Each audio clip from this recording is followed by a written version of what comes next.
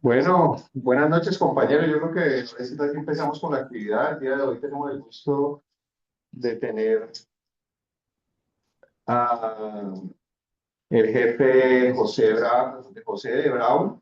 Él nos ha apoyado mucho aquí en, en el departamento con todos los temas de anestesia regional. Y hoy nos va a dar una charla bien interesante, una puesta al día, diría yo, sobre el tema de accesos vasculares en general, haciendo Sí. énfasis en todo el tema de accesos periféricos. Eh, Bienvenido, José, qué chévere que nos acompañes. Gracias, Doc. No, es un placer compartir con ustedes este espacio tan importante y, como dice Doc, siempre estamos allí presentes para apoyarlos en todo este tipo de actividades. Como dice Doc, quisiera confirmar si me están escuchando bien. Perfecto.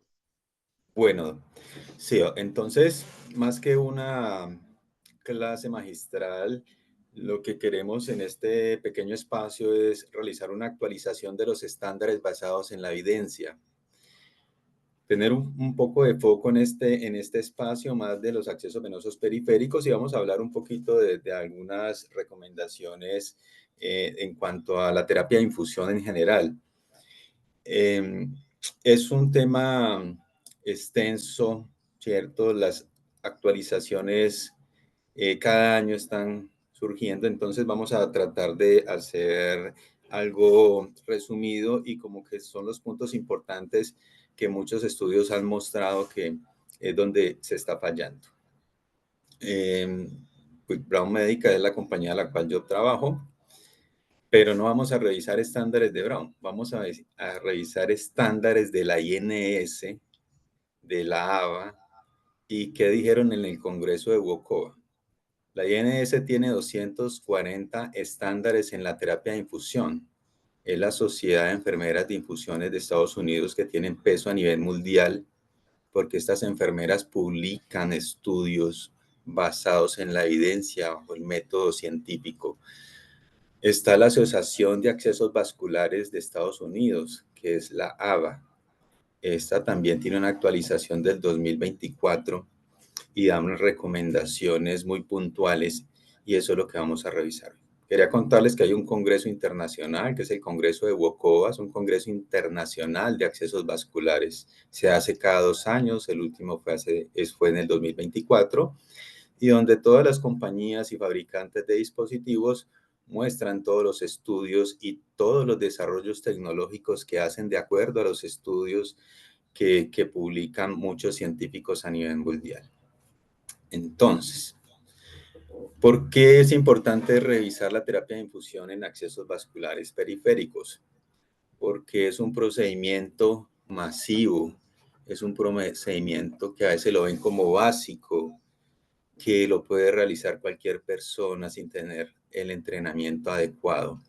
Y no solo eso, sino que puede también estar comprometiendo su vida, su integridad con lesiones por pinchazos de agujas. Y estamos ahora con enfermedades muy raras, además pues del VIH, la hepatitis B y algunas otras enfermedades infectocontagiosas que se pueden transmitir por este tipo de fluidos como la sangre. Entonces, es de allí la importancia de revisar este tema. Veamos acá un caso clínico rápidamente de una paciente que nos puede llegar al servicio de urgencias y es un paciente, la verdad, muy común, una paciente de 63 años, hipertensa, con insuficiencia cardíaca congestiva, tiene obesidad mórbida. Es una paciente que constantemente va a hospitalizarse por todas estas comorbilidades que tiene y en esta ocasión se hospitaliza por una neumonía, por un multiresistente, entonces necesitan iniciarle tratamiento antibiótico y pues la elección es iniciarle vancomicina. En urgencia la enfermera la canaliza con un catéter 18, no hay cupo en hospitalización, entonces la señora dura 3 días en urgencias porque no hay donde hospitalizarla en este momento, pero al tercer día la señora se queja de mucho dolor, van y le revisan la venita y descubren esta situación. una situación muy grave en el dorso de la mano, en una vena metacarpiana donde vemos una lesión seria. Entonces, allí es donde, con este caso clínico, los dejo a ustedes que piensen un poco qué pudo haber pasado con este paciente, cuál fue el error que cometió el personal de enfermería al canalizar a esta paciente en este lugar y dejarla 3 días con un catéter 18 y solo revisarla cuando la señora ya el dolor no lo soportó, porque seguramente estaba informando hace rato, pero pues como está en un servicio de urgencias donde todo el mundo está ocupado, seguramente no le prestaron la atención adecuada.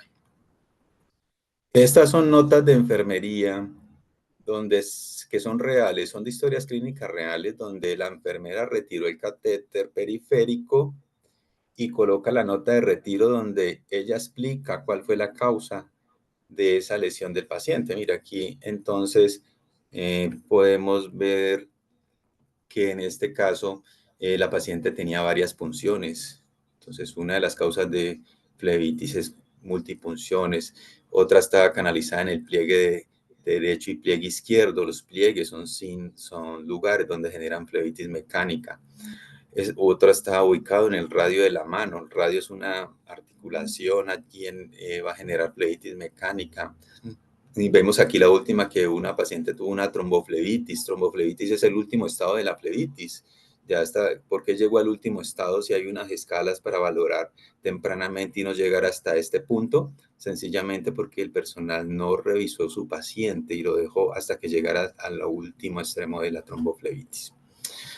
Conocemos entonces las causas de los eventos adversos en la terapia de infusión periférica. Claro, aquí no somos nuevos, aquí somos profesionales, pero ¿cómo logramos disminuir la tasa de fallo de los catéteres cortos, sabiendo que es un dispositivo omnipresente? ¿Qué es omnipresente? Que está en todas partes. Por donde usted voltea a mirar en una institución de salud, va a encontrar un catéter. Entonces, aquí yo les haría una pregunta a ustedes. ¿Son expertos en canalizar vena periférica o el experto soy yo que estoy dando esta capacitación? A veces yo hago esta pregunta y me responden que el experto soy yo, pero no, el experto son ustedes que están en contacto a diario con este procedimiento y por eso tienen las habilidades en canalizar pacientes, por eso trabajan en una institución de salud porque son los encargados de tener ese acceso venoso en el paciente. Pero la habilidad no es tener competencias. Cuando una persona va a conseguir un trabajo, lo que le revisan y lo que le miden son las competencias, que de verdad sea competente para el trabajo al cual está participando.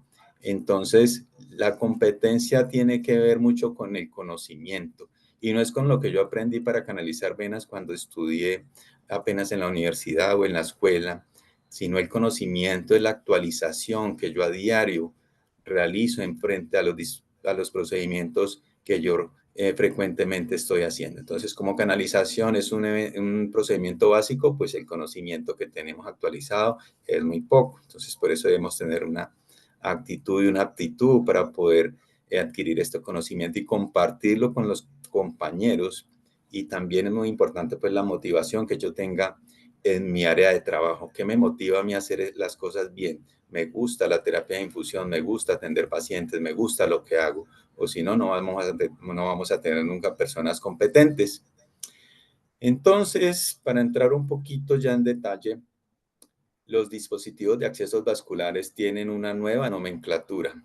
Si usted va a buscar hoy en día, yo quiero buscar algo actualizado en un catéter venoso central, y si usted en el buscador pone CVC, vas a encontrar temas o artículos antiguos. Ahora la nomenclatura cambió. Entonces, mira, dispositivos de acceso vascular hay muchos, y yo creo que en las instituciones y en el San José pueden tener casi todas estas opciones de accesos vasculares, ¿cierto? Entonces, tenemos PIC, tenemos puertos implantables, tenemos líneas medias, tenemos intraóseas, catéteres tunelizados, femorales, centrales, yugulares, bueno, una cantidad de dispositivos, pero hay que saber en qué momento utilizarlos y en qué momento no utilizarlos. Entonces, un PIVC de la nueva nomenclatura que se le da a los catéteres venosos de inserción periférica que pueden ser cortos o largos. MLVC son los catéteres venosos de línea media, que son los que no pasan de la región del axilar en axilar hasta allí, miden al menos 16, 20 centímetros. Están los PIC, que ya son los más conocidos, catéter central de inserción periférica, que llegan a la unión caboatrial de una manera periférica. Los SIC es un catéter central de inserción central, que es lo que le llamábamos antes los CVC o catéter venoso central. Ahora ya lo clasifican como SIC y allí están los yugulares y los subclavios. Los FIC tienen una nomenclatura aparte, es catéter central de inserción femoral, esos son los FIC. Y los puertos implantables se llaman TIVAT, que son dispositivos de acceso vascular totalmente implantables. Entonces, si queremos estar actualizados en estos dispositivos, debemos buscarlos con estos nombres que así es que están saliendo en las publicaciones más de ahora del 2024. Entonces, ¿cómo defino yo cuál es el dispositivo adecuado para ese paciente? Mire todos los dispositivos que hay. El dispositivo, si se usa inadecuadamente, puede generar un evento adverso que puede llevar a la muerte a un paciente. Hay pacientes que se han muerto por catéter central, ¿cierto? Un paciente que ya no necesitaba el catéter central, pero no se lo retiramos porque no se puede canalizar. Pero es que ya no tiene medicamentos vesicantes, ya no tiene inotropía, ya no tiene nutrición parenteral, pero no, es que estamos esperando que se vaya al Honker, ¿no? Se murió el paciente porque nadie le retiró el catéter central y ocurrió una catástrofe. Entonces, debemos tener un algoritmo y el algoritmo de Michigan es la guía MAGIC de Michigan, que tiene todo soporte científico y se usa a nivel mundial y tiene que ver con el medicamento y el tiempo de tratamiento del paciente. Entonces, si vemos aquí en la pantalla, por el lado izquierdo que estoy señalando, están todos los que son accesos venosos que no requieren medicamentos vesicantes. Entonces, son los medicamentos que tienen osmolaridades menos de 900 y medicamentos que tienen un pH entre 5 y 9. Esos medicamentos son irritantes. Aquí hago una aclaración con la osmolaridad de 900. Hay dos guías, una guía americana y una guía europea, que es la ASPEN y la ESPEN. La guía americana, ellos dicen que es menor de 900 para nutriciones parenterales y la europea dice que menor de 700. Pues la institución escoge la que más vea la evidencia de ellos. Para medicamentos, la osmolaridad es menor. Para medicamentos, la osmolaridad permitida es menos de 600. Entonces, todo este análisis yo lo tengo que hacer cuando voy a elegir el mejor acceso venoso del paciente y eso lo debe manejar el grupo de accesos vasculares al derecho y al revés mentalmente. Luego, el tiempo de tratamiento va a durar menos de una semana, va a estar entre 6 y 14 días. Si es menos de una semana, pues me voy por un PIBC o un PIBC largo, que son los que le llaman también mini línea medias. O si es de 6 a 14 días, me puedo ir por un línea media o me puedo ir por otro dispositivo ecoguiado, pues que se pueda colocar. Si ya el paciente tiene medicamentos vesicantes con osmolaridades mayores de 900, pH es menos de 5, mayor de 4, pues me voy a ir por un catéter central porque el paciente va a estar mayor de 14 días, un mes, puede utilizar un PIC, un catéter, un SIC, o si el paciente va a estar con un tratamiento prolongado como los oncológicos o enfermedades huérfanas, pues voy a tener que optar por un puerto implantable. Muy bien. Entonces, hay unos mitos en la terapia de infusión periférica y es el catéter 18. El capital venoso, como vemos en este caso de este paciente, es rico en venas, tiene mucho capital venoso. Ahí todo el mundo se pelea por canalizar a este paciente porque es muy fácil, ¿cierto? Pero entonces ese capital venoso en un paciente que está en cuidados intensivos y sin catéter o sin que no requiera un catéter central o lo están multifuncionando, a los 8 días, 15 días ya esto no existe, ¿cierto? Se agotó el capital venoso. Entonces, ¿por qué? Porque tenemos los conceptos de que si vemos una vena grande hay que poner un catéter grande, si está en servicio de urgencias le coloco un catéter grande, medicamentos irritantes, en nutriciones parenterales hay que poner un catéter grande, soluciones electrolíticas, catéter grande, y de repeso Rosita, que nos dio la inducción antes de pensionarse, me dijo que aquí en la institución toda la vida se le coloca catéter grande a los pacientes. Entonces, mire, eso es un mito, el catéter 18 no es el indicado para todo este tipo de situaciones. Tiene una indicación específica y de pronto hay que organizarlo en los protocolos.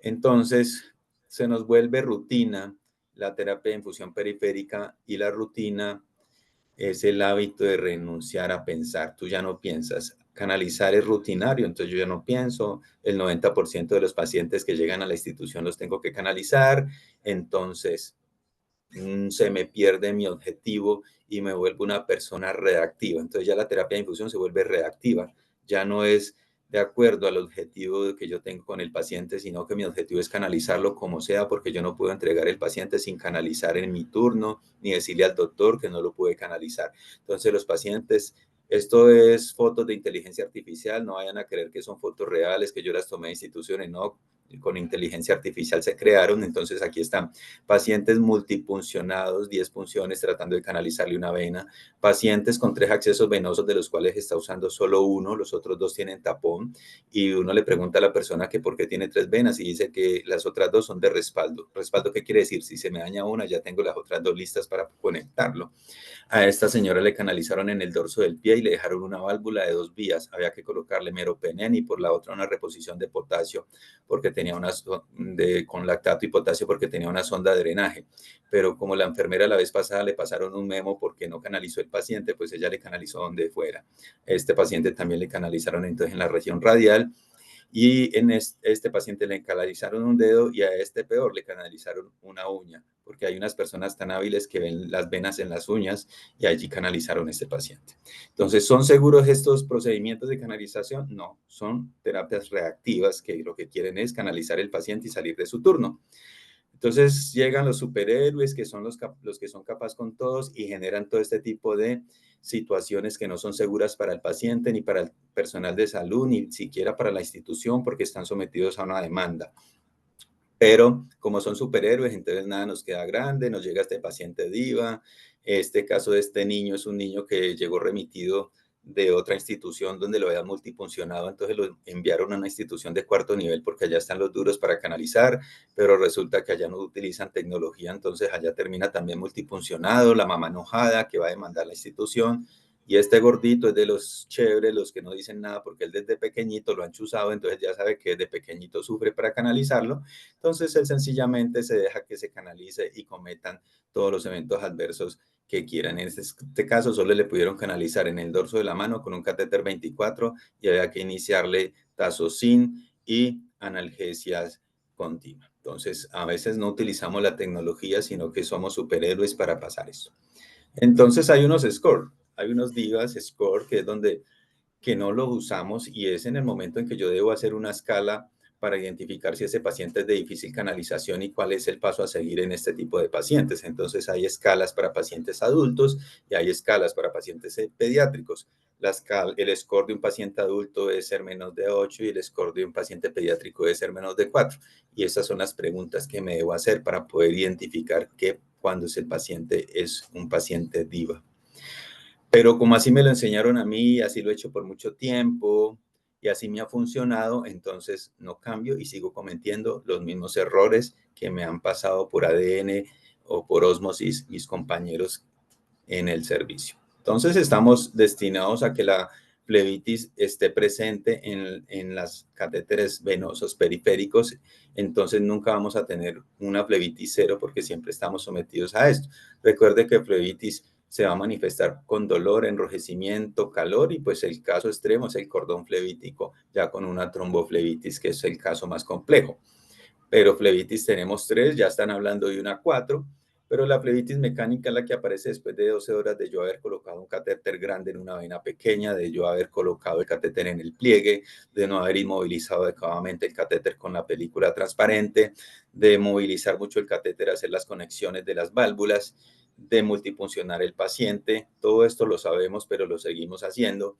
Flebitis química, ¿por qué aparece? Aparece inmediatamente, ¿cierto? Porque si yo inmediatamente coloco un potasio en una vena pequeña donde no hay buen flujo de sangre, doy la vuelta y el señor ya está gritando. Si le coloco una claritromicina con la dilución que no es, si le coloco una vancomicina con la velocidad que no es, si no estoy adherido a los protocolos institucionales de administración de medicamentos. Para eso ya existen las bombas de infusión con códigos DERS. Son bombas inteligentes que te avisan que si te quieres alterar el flujo del medicamento y eso queda en la memoria y la enfermera coordinadora puede revisar quién quiso violar la velocidad del medicamento y poder hacer planes de acciones. No es que seamos punitivos y que vamos a echar a la persona que lo hizo, no, es para que miremos qué está pasando, porque la gente está tratando de alterar los goteos de los medicamentos. Y la flebitis bacteriana sencillamente es higiene de manos, técnica séptica, eso está muy claro. Hay una cuarta que se llama postinfusión, que es la que ocurre cuando el paciente ya no tiene vena canalizada, pero quedó el agujero de inserción del catéter demasiado grande, no lo cubrimos cuando el paciente se fue para la casa o no lavamos las venas cuando el paciente se le va a retirar el catéter con salida. Entonces, no solo la flebitis es la única complicación, tenemos extravasaciones, infiltración. Entonces, extravasación ya es el caso más grave en una complicación de un acceso vascular y es cuando hay salida de una solución vesicante que lesiona el tejido. Hay daño tisular, mire la desfacelación y las vesículas ampollas que tiene esta paciente y una necrosis que seguramente va a perder este tejido y va a requerir terapia anterostomal hasta cirugía plástica. Y la infiltración es la salida de una solución no vesicante, o sea, no vesicante, puede ser un irritante o puede ser una salina, una destroza que genera un gran edema en la extremidad del paciente, pero eso puede llevarme a unas complicaciones serias como un síndrome compartimental y la pérdida de la extremidad si no se actúa rápidamente. Entonces, ¿cómo podemos evitar este tipo de lesiones en los pacientes? Pues eligiendo el tamaño adecuado del catéter y el material adecuado del catéter. Entonces, ¿qué nos recomiendan la INS y la AMA? Que usemos catéteres que ocupen máximo el 45% de la luz del vaso, que queden flotando dentro de esa vena para que permita algo que se llama la hemodilución. ¿Y la hemodilución qué quiere decir? Que pase sangre a través de ese vaso. Cuando utilizamos catéteres mayor del 45%, obstruimos el paso de sangre y lo que va a pasar entonces aquí en esta vena va a ser el medicamento con unos pHs y unas osmolaridades para las cuales la íntima, que es la capa interna de la vena, no está diseñada.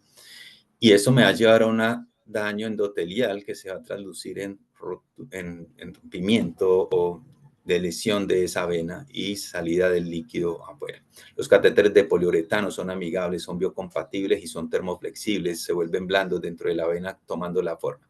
Entonces los catéteres no son para todas las administración que nosotros requeramos. Cada uno tiene una indicación. El 24 por ninguna parte dice pediátrico. Usted mire el empaque de un catéter 24, no dice pediátrico. Es de acuerdo al tamaño de la vena. Entonces, el catéter que recomiendan las guías para un paciente que está estable, no es el que yo llego choqueado, el que está sangrando, el que va para cirugía, no, es para el paciente que está ya estable, que está recibiendo antibiótico, el que recomiendan es un catéter 22, pero no colocarlo en la vena de la uña porque no estamos cumpliendo con la proporción, es colocarlo en una vena adecuada que el catéter ocupe el 45%. Ya el 18 y el 22 tienen indicaciones especiales para cirugías, para transfusiones, ¿cierto? Y ya pues tenemos otros más grandes como el 14 o el 16, que ya son catéteres de alto flujo para reanimación de pacientes. ¿Y cómo me doy cuenta entonces cuál es el catéter ideal para las venas?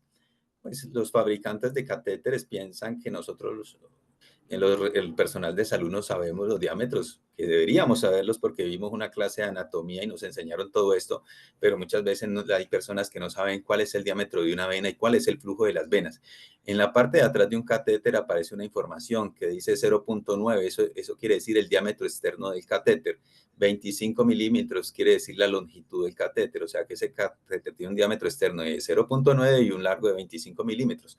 22 Gauss es el diámetro interno de los catéteres y tiene un flujo de 35 mililitros por minuto porque las venas tienen flujos. Entonces, ¿yo qué tengo que hacer? La relación de esta información que trae el catéter con la relación de la vena que yo voy a elegir. Una vena metacarpiana que mide entre 2 a 4 milímetros y 10 a 20 mililitros por minuto. Los catéteres ideales para las venas metacarpianas, que son las del dorso de la mano, son estos, el 24 y el 22. Ah, pero es que el 22 no tiene buen flujo. ¿Cómo que no? Tiene un flujo de 35 mililitros por minuto. ¿Qué quiere decir eso? Que en 10 minutos tú le colocas 350. En una hora son alrededor de 2100. O sea, 2 litros en una hora. Esos 2 litros son 2 litros, eso me aguanta, pero si lo colocas en el dedo de la uña, pues obviamente no te va a servir ese flujo. Entonces, el catéter 18 mide 1.3 milímetros y tiene un flujo de 105. Ah, pero lo voy a colocar en la metacarpiana. Claro, hay personas que tienen ojo biónico y ven las venas y canalizan esa vena metacarpiana y el 18 queda ahí apretadote. Y súper, le pasa muy bien el flujo, pero ¿qué va a pasar con esa vena? Se va a reventar. ¿Por qué? Porque le estás pasando un flujo de 105 y ella apenas tolera 10 a 20. Entonces, eso es un pequeño ejemplo de estos vasos. La vena cava tiene un flujo de 2000 mililitros por minuto. Usted ahí le puede colocar cualquier medicamento, cualquier veneno vesicante, no va a pasar nada porque nunca va a entrar en contacto con la íntima porque se pulveriza con el flujo que tiene esa vena. Entonces, ¿cómo conozco yo el potencial de agresión del medicamento? Pues conociendo el pH y la osmolaridad. Si tú no conoces estos dos factores de un medicamento, estás colocando medicamentos a ciegas. Entonces, todos los medicamentos tienen un pH. Vamos a hablar aquí, por ejemplo, de la vancomicina, que es uno de los medicamentos más comunes que se utilizan. La vancomicina tiene un pH de 2.5. Mira, está en menos de 5. Recuerde que yo les hablé que el algoritmo de Michigan me dice que la escala de seguridad para venas periféricas es entre 5 y 9. Lo que se sale de 5 es vesicante. Entonces, la vancomicina está clasificada como un medicamento vesicante porque es ácido, es un medicamento que lo comparan con limón. ¿Qué pasa cuando le cae limón a usted en una herida? Mete el grito y hay que echarse agua rapidito. Eso es la vancomicina. De hecho, en Estados Unidos la vancomicina se coloca la primera dosis por vena periférica porque pues el catéter PIN es un catéter de emergencias. Mientras se cumple más o menos 24 horas o al otro día o en ese mismo día, el grupo de PIC le puede colocar el catéter al paciente. Pero acá en Colombia el paciente recibe sus 10 días de vancomicina y se va para la casa sin capital venoso. ¿Cumplimos el objetivo? Sí, pero ¿cómo se fue el paciente? Como un nazareno, digámoslo así, como se dice coloquialmente. Entonces, los medicamentos irritantes son los que están entre 5 y 9. En 5 está la mayoría de antibióticos. Ahí está el tazocin, por ejemplo, el tazocin tiene un pH de 5.5, ¿cierto? Entonces ahí está la claritromicina, la clindamicina, la mayoría de antibióticos son muy irritantes, son muy irritantes. Los que están en 6 son irritantes y los que están en 7 son neutros, no generan nada.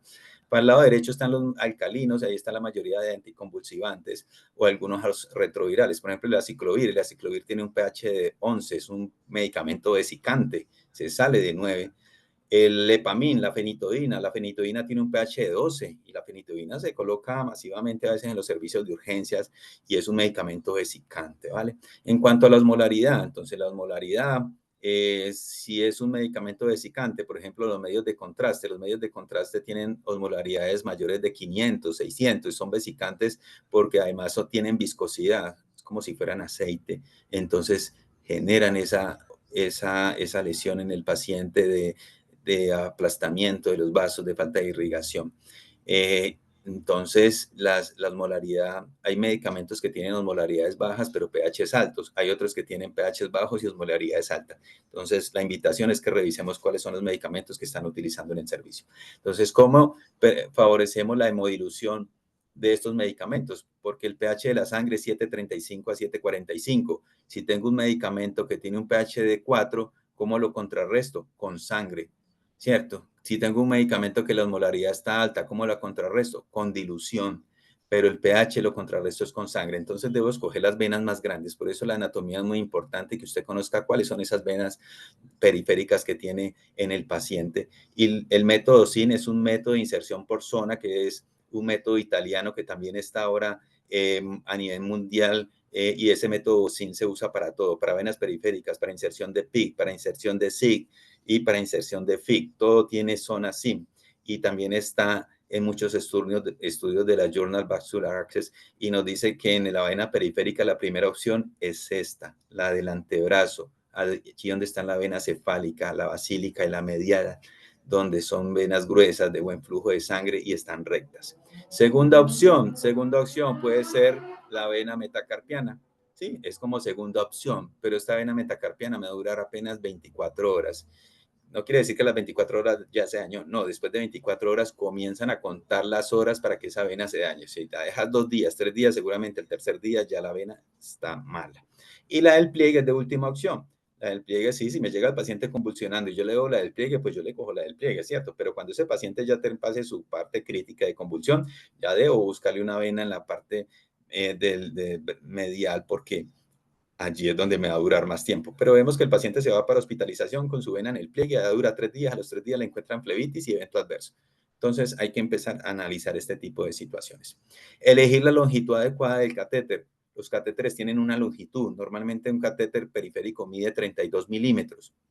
pero ahora con la condición de los pacientes que tenemos hoy en día, pacientes obesos, pacientes con enfermedades mórbidas, pacientes oncológicos, pacientes renales, las venas ya están más profundas, a veces ese catéter de 32 no nos sirve, entonces por eso debo elegir catéteres PIVC largos, ¿cierto? Porque hay PIVC cortos, son los que miden menos de 50 milímetros, pero los largos miden más de 50, hay catéteres de 60 milímetros, que son los catéteres que se colocan ecoguiados, son catéteres deep access, o sea, de acceso profundo, porque cuando somos héroes, somos superhéroes y canalizamos al paciente gordito con uno de 32, mire lo que pasa, el 65% del catéter debe quedar dentro de la vena. Podemos hablar también de parte, entonces las 2/3 partes deben quedar dentro de la vena, pero no, cuando yo canalizo al paciente y le queda apenas 30 milímetros, perdón, o el 30%, perdón, del catéter dentro de la vena, se va a desalojar al otro día. El otro día usted llega y el paciente tiene la mano gordota con infiltración, ¿pero por qué? Porque escogí el catéter que no era.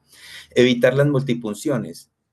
Como mi objetivo es canalizar el paciente como sea, porque hay que llevarlo a imágenes, porque hay que llevarlo a cirugía, entonces multipunciono tratando de coger la vena, la salvo, pero mire cómo queda la vena llena de agujeritos. ¿Qué pasa por esos huequitos? Los líquidos se van a salir y si es un líquido vesicante, como el caso de esta señora que fue a un TAC contrastado, fue difícil de canalizar, le inyectaron con el inyector 325 PSI un caudal de 6 mililitros por segundo. ¿Qué pasó con esa vena? Esa vena no resistió con todo ese poco de presión y ese caudal tan alto, se reventó. ¿De dónde se le fue el medio de contraste?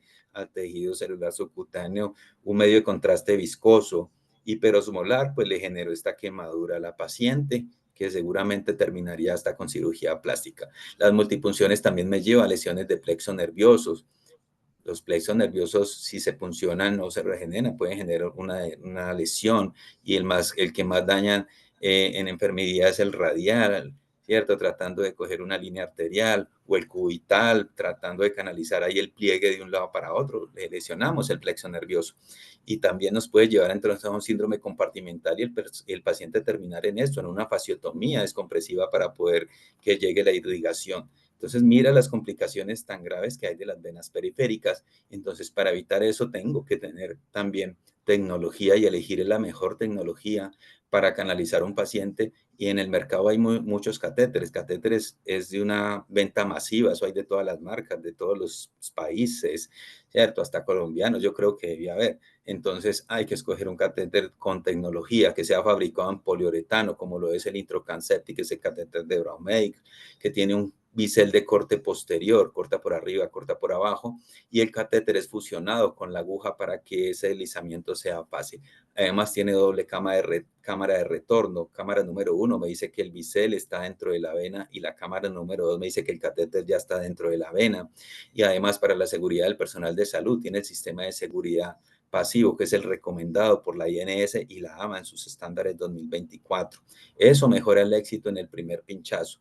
Pero es muy importante también hacer una evaluación del paciente. ¿De qué manera? De esto, RASúa, la evaluación de las venas superficiales del paciente. Se llama RASúa, son protocolos también italianos, avalados por la Journal Vascular Access a nivel mundial y están casi todos los estudios, pero también apoyarnos con visualizadores de venas, porque a veces las venas no las vemos al ojo, pero si le colocamos un visualizador de venas nos va a permitir identificar fácilmente el trayecto de la vena y no solo el trayecto, sino que ya estos visualizadores me dicen a qué profundidad está la vena y si la vena en qué estado está, si está trombosada, si tiene de pronto cortes, si no tiene continuidad.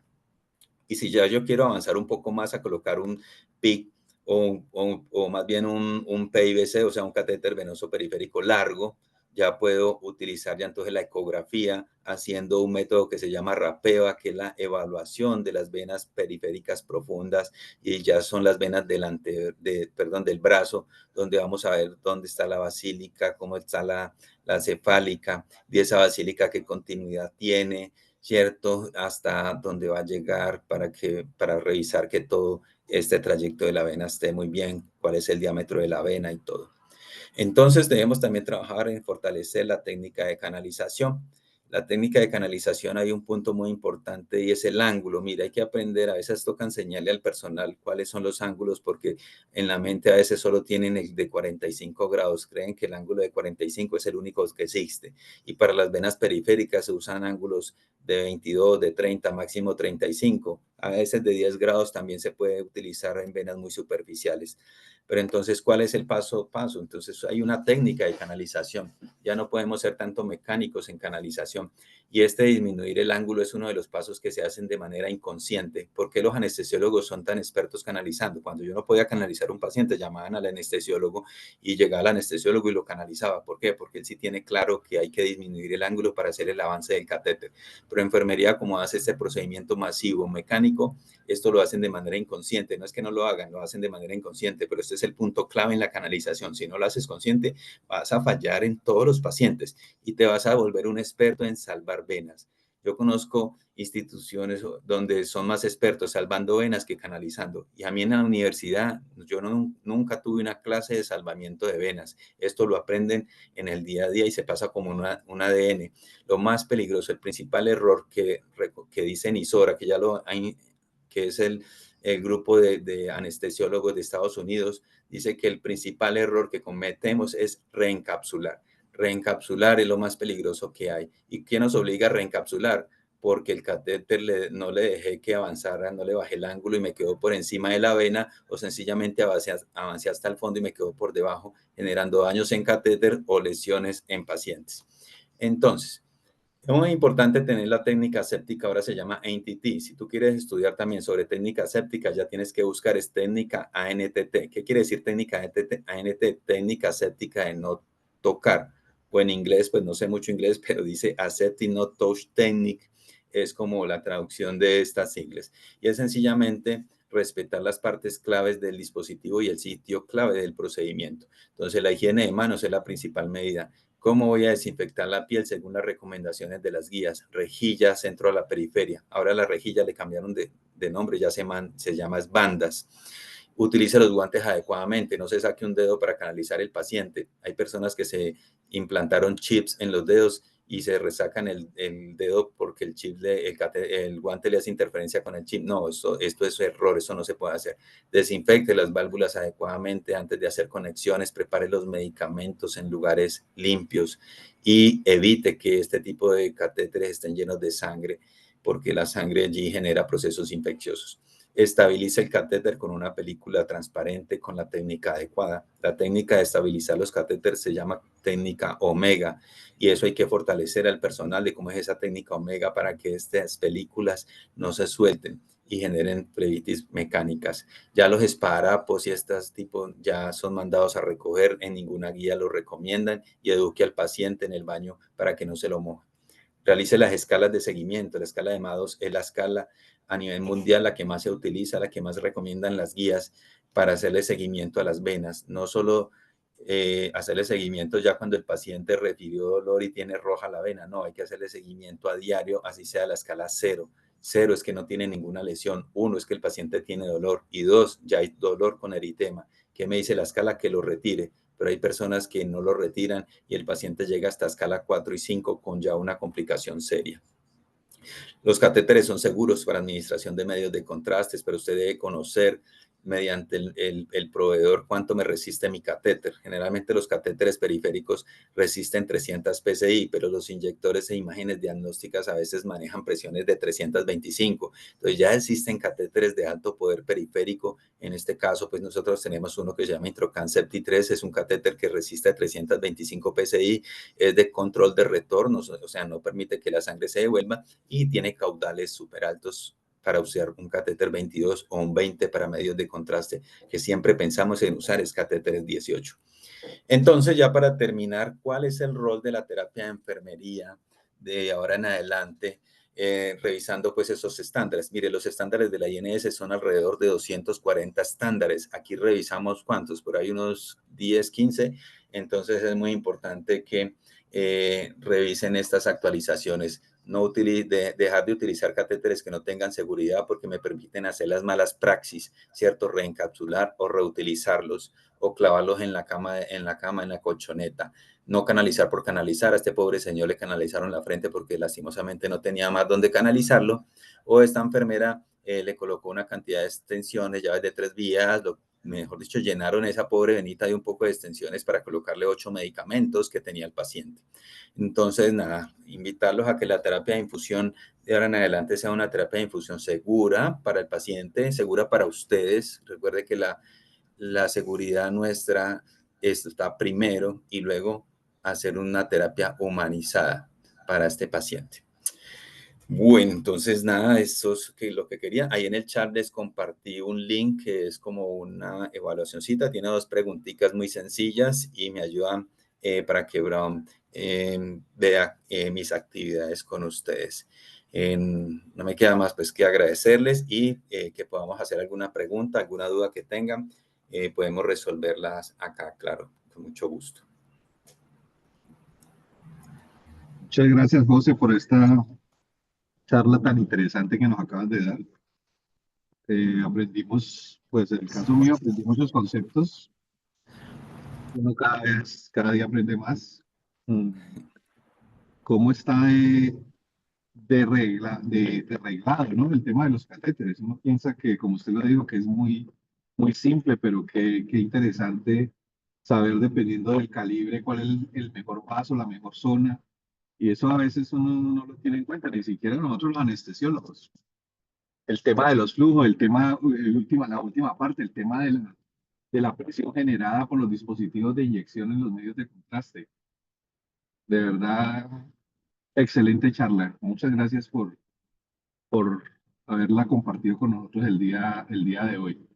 No sé si los compañeros tengan alguna pregunta, o las compañeras de enfermería o de terapia, o los médicos asistenciales.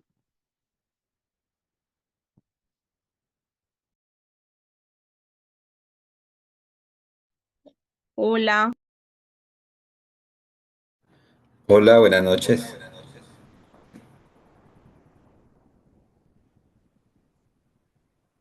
Hola, puedes hablar. hola, no, pues referente al uso de los catéteres,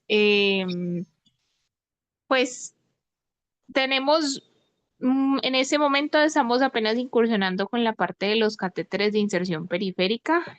Pues aquí veo que mis compañeras del grupo de PIAD están conectadas, Ana María, Yuri. Creo que es una gran oportunidad porque realmente hemos visto pacientes con hasta 4 accesos, casi 5 accesos vasculares periféricos y son adultos mayores con múltiples medicamentos eh, irritantes, vancomicinas, piptazos, reposiciones de potasio, incluso los pacientes que llegan con cetoacidosis, que uno sabe que terminan hasta con 4 accesos por la dextrosa, la insulina, los líquidos, hasta el potasio. Creo que es una gran oportunidad el uso de los catéteres de inserción periférica porque en este tipo de pacientes terminan, como tú dices, con un capital venoso desgastado, con eventos adversos secundarios al uso y a la flebitis que hacen estos pacientes. Y muchas veces los accesos periféricos, digamos que puede que el paciente tenga 3 accesos canalizados, pero es la misma vena canalizada en diferente trayecto. Entonces eso nos hace pensar, pues, que el uso de las tecnologías actuales y que tenemos disponibles, pues hay que optimizarlas y hay que introducirlas poco a poco en la institución para evitar pues este tipo de situación. Sí, jefe, muchas gracias por su comentario. Eh, Hay muchas publicaciones hoy en día donde se habla de la actualización en enfermería, o sea, no es hacer solo esta intervención. Esto debe ser algo continuo, donde se hacen micro capacitaciones, digámoslo así. No tiene que ser una clase magistral, sino cada día, en una semana, digamos, vamos a trabajar hoy una parte de estas recomendaciones y que la gente se vaya grabando este tipo pues, de recomendaciones basadas en la evidencia y que en últimas pues el beneficiado sea el paciente y también pues la institución economizando en gastos pues que puede generar un proceso infeccioso o algo.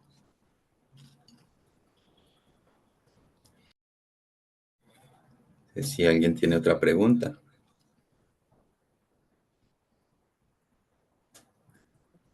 Buenas noches. Buenas noches. Espérate, mi amor. José, habla con la jefe Natalia, líder de la Universidad de Sentido. Pues la verdad lo que te voy a comentar es pues algo pues para ver si podríamos mejorar la educación a nivel de la institución de la Fundación San José. Nosotros tenemos contrato con, pues en los catéteres venosos periféricos con los DBD. Nosotros en este momento, pues por cuestiones logísticas y abastecimiento, nos han estado dispensando los catéteres de ustedes, los Brown. La verdad, José, pues es mucha la no conformidad con el uso de estos dispositivos, pero yo siento que es más porque pues no venimos enseñados a trabajar con él. Y a veces, la verdad, con estos catéteres hemos observado que normalmente se posiciona más el paciente porque no logramos canalizar bien la vena, no sé, a veces no nos da como el retorno. Entonces sí, pues dentro de las educaciones que ustedes tienen como empresa, sería bueno que retomaran pues visitar esos hospitales y en el caso el de nosotros, ya que en este momento pues nos estamos viendo pues estamos usando sus dispositivos y se nos están presentando algunos inconvenientes.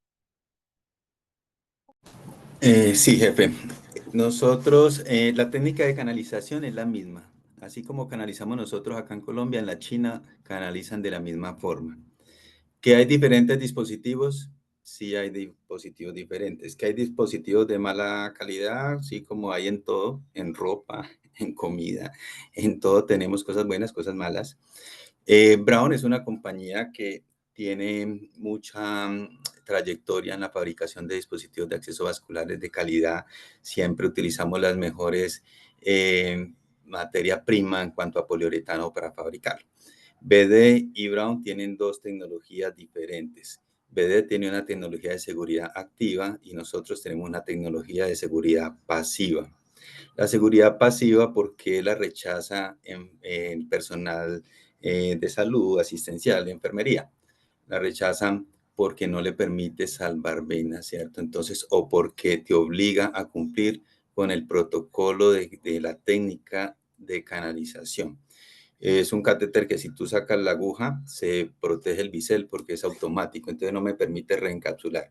Pero si tú lees, yo les voy a compartir a ustedes aquí en el chat, a ver si se puede, o si me dan, algo, o se los mando al doctor para que se los compartan, las guías de la INS 2024 y la guía de ABA de 2024.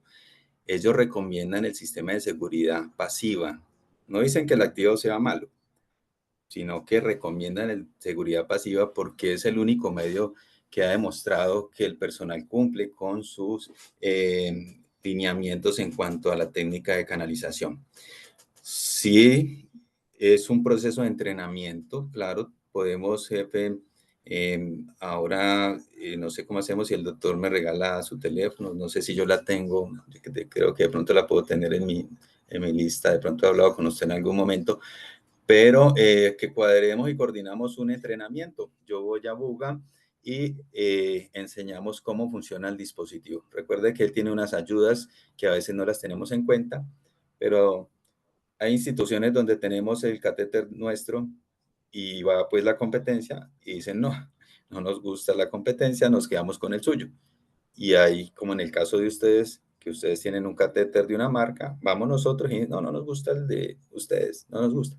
Pero todo es porque por enseñar, ¿cierto? Enseñar al paciente, a las personas a usar el dispositivo. Y eso es lo que, si gusta, entonces podemos hacerlo, claro que sí, jefe. Muchas gracias. Sí, ahorita te paso el contacto de las líderes de enfermería, de Natalia y de Diana. Sí, ya la tengo acá, ya voy a escribirle un mensajito a ver si de pronto Hay una pregunta en el chat de eh, Jorge. Una pregunta, ¿es verdad que está restringido el acceso venoso yugular por parte de enfermería? Pues en cuanto a los catéteres centrales, Jorge, lo ideal es que estos pacientes en la UCI tengan preferiblemente accesos venosos subclavios o en caso de que el acceso vascular subclavio no sea adecuado, pues ya uno tiene que evaluar la posibilidad del yugular, hablando de centrales, ¿no? Lo que pasa es que el yugular sí se ha demostrado, sí se ha visto que tiene una tasa de infección mayor por el tema de las secreciones de boca más cercanas a él. Por eso sí, como líder de la UCI, sí, yo prefiero que tratemos en lo posible de colocar subclavios. Ya si en un momento dado el vaso no es adecuado, que eso lo podemos valorar ecográficamente, que es una de las ventajas que trae la ecografía hablando de accesos vasculares. Muchas veces los vasos subclavios están colapsados per se por el mismo paciente, pues No, sí o doctor sí, Manuel, pues toca no, lo que yugular. pasa es que yo creo Entonces, esa sería la recomendación en accesos centrales. No sé, José, qué opinión tengas al respecto. Sí, Doc, mire, igual si querías también contarles que yo no solo manejo catéter periférico, también manejamos catéter centrales y tenemos actualización también en todos los estándares de qué es lo último en esta terapia de SIG. El catéter yugular se está recomendando pero tunelizado, ¿cierto? Catéter yugular, por lo que dice el doctor, estas connotaciones de secreción, si el paciente tiene traqueostomía, estadísticamente ese catéter que más infecciones se tenía, porque también la curación había que hacérsela cada 2 días, o había turnos en que él curaba el de la mañana, curaba el de la tarde, curaba el de la noche, porque ese catéter cada rato se le despegaba al paciente por los vellos. Entonces, para evitar este tipo de situaciones y cuando el catéter yugular aprendemos a tunelizarlo, obviamente desaparece ese riesgo y le da seguridad en qué, en la inserción del catéter, porque colocar un catéter yugular, pues a veces tiene menos riesgo de que usted vaya a colocar un subclavio y genere un neumotórax, un neumotórax. Pero definitivamente el gold estándar también tiene que ser ecografía. O sea, a ciegas ya este tipo de procedimiento no se puede hacer. Que una vena periférica, que es que el enfermero aquí le gusta andar cogiendo catéteres yugulares y son arriesgados y cogen yugulares internas a ciegas, que porque es la anatomía, eso es un riesgo, ¿cierto? Un catéter yugular debe insertarse siempre bajo ecografía. Y el catéter, si es un catéter, un PIVC, debe quedar las 2/3 partes dentro de la yugular, porque hemos visto muchos pacientes que le dejan un yugular y le colocan nutrición parenteral, le colocan norepi, le colocan milrinone, y cuando menos piensa encontramos un evento adverso serio. Yo he visto pacientes con unas quemaduras en cuello y en tórax que comprometen la vía aérea del paciente. Entonces, debemos usar pues todo esto de manera prudente para evitar este tipo de complicaciones en los pacientes. Entonces, no es algo. Y además un catéter yugular se debe colocar con toda la técnica NTT, o sea, toda la técnica séptica. La desinfección debe hacerse como si fueras a colocar un catéter central, así sea una yugular externa. Así.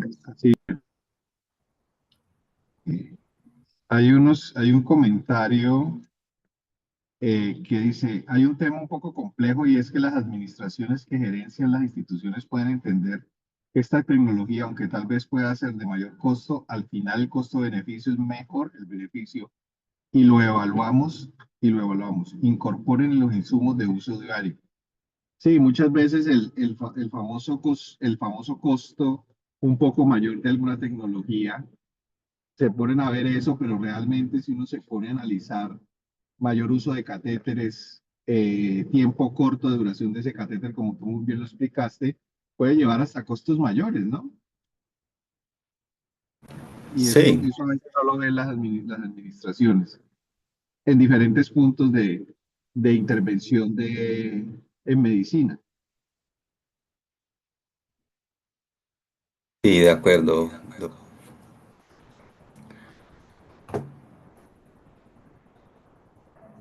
Bueno, no sé si tenga más preguntas o ya damos por terminada la charla. ¿Será algo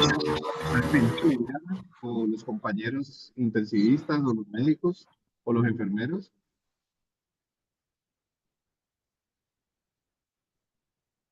Creo que ya no hay más preguntas, José. Nuevamente, Muchas muchas gracias gracias. y estamos en contacto para que puedan venir a hacernos algún taller o ver Sí, la posibilidad de tener este tipo de catéteres en la institución. Claro que sí, con mucho gusto. Yo ya le escribí a la jefe Natalia, me imagino que yo creo que ya debe haber llegado, o si de pronto cambió el número. Yo tenía allí un teléfono de ella y la idea entonces, claro que sí, cuadramos y allá nos vemos. Bueno, Muchas José, muchas gracias por el gracias. Que espacio. estén bien. Bueno, gracias, feliz noche para todos, gracias por el espacio. Gabriel Torres levantó la mano. A Gabriel, Gabriel levantó la mano. Gabriel, cuéntanos. Gabriel,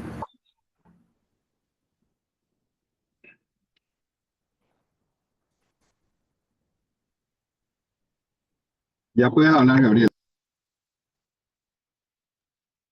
Hola, buenas noches.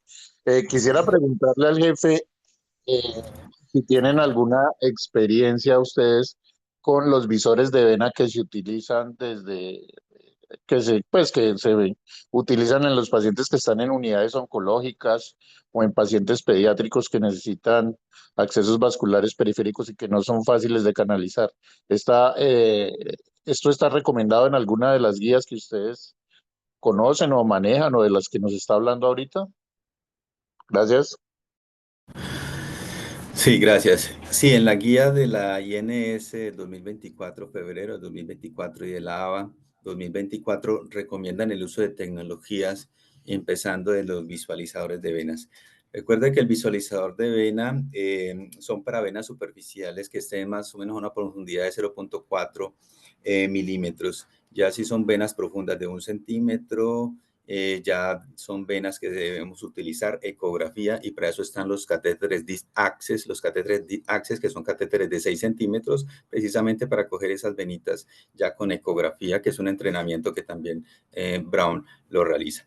Pero el visualizador de venas son para esas venas que de pronto usted la palpa, ¿cierto? No se ve cuando le pones el torniquete, pero cuando la tocas, la palpas allí como que a 0,5, a 0,4 milímetros de profundidad, pero muchas veces esas venas están tortuosas, esas venas tienen corte, ¿cierto? No son continuas, es una vena que ya está malita, ¿cierto? Ya la acabaron por medicamentos. Entonces el visualizador de vena lo que hace, y nosotros tenemos en Comodatos pues ese tipo de dispositivos, tenemos uno muy bueno de Mecaptan de última tecnología, y este visualizador es como un proyector, es una cámara que mediante una luz infrarroja toma la sangre, ¿cierto? La detecta, la procesa y te la proyecta en la piel de una manera gráfica. Entonces, y te dice a qué profundidad está la vena y cuál es la condición de la vena.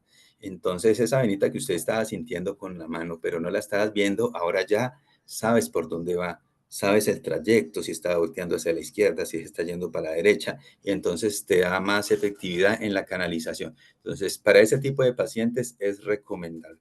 Si ya el paciente es un paciente que ya no le sientes venas, ya le hiciste el score de paciente diva, ¿cierto? Ese score de una vez me dice, hay score italiano, hay un score de Gabel-Cell, que ellos son súper estrictos y 2 punciones, no hay capital venoso, de una vez ecografía. Entonces hay que saber también enfocar mucho esa tecnología adecuadamente. Pero sí están las guías. Y yo se las voy a compartir al doctor y él pues de pronto se las pasa a un líder para que se las pase a ustedes con mucho gusto, claro. Ya mismo se las voy a pasar al doctor. Listo. Pásamelas y las compartimos con Sí. todos los grupos. Bueno, Mm. muchas gracias, José. Que Vale, descansen todos. Hasta luego. bueno, veo igualmente a ustedes. Hasta luego. Chao.